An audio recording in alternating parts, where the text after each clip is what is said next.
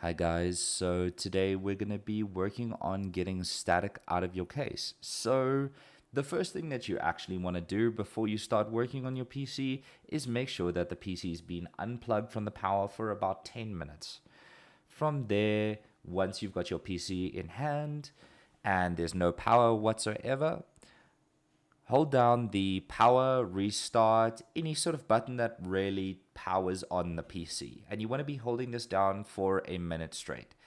If your PC does have a PSU toggle switch, I actually recommend toggling this about, as PSUs can actually hold residual charge.